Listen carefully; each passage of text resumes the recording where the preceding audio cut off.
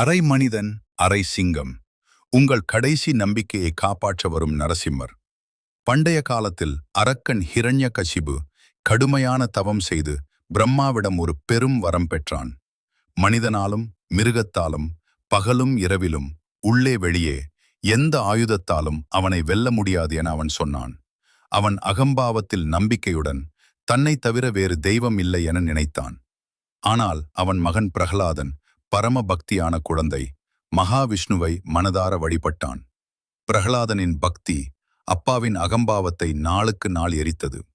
ஒரு நாள் கோபம் உச்சக்கட்டத்தை அடைந்த ஹிரண்யகசிபு மகனை கேட்டான். நீ வணங்கும் விஷ்ணு எங்கே என்று அக்கிரோபமாக சொன்னான். பிரகலாதன் அமைதியாகச் சொன்னான். அவன் எங்கும் இருக்கிறான் அப்பா, தூணிலும் துரும்பிலும். ஹிரண்யகசிபு அதிர்ச்சியுடன் கோபத்தில் தூணை பலத்த அடியுடன் தாக்கினான்.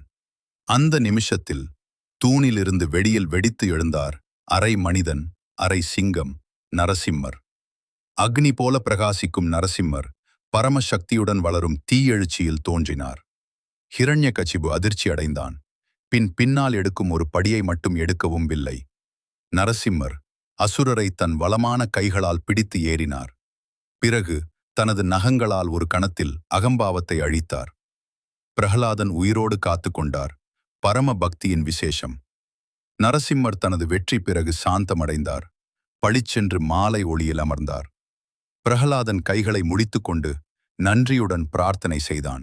நரசிம்மரின் அருள் எல்லோரும் காக்கும் என நம்பப்படுகிறது. ஓம் நமோ நரசிம்மாய். போதும் உங்களுடன் சப்ஸ்கிரைப் பண்ணுங்கள்.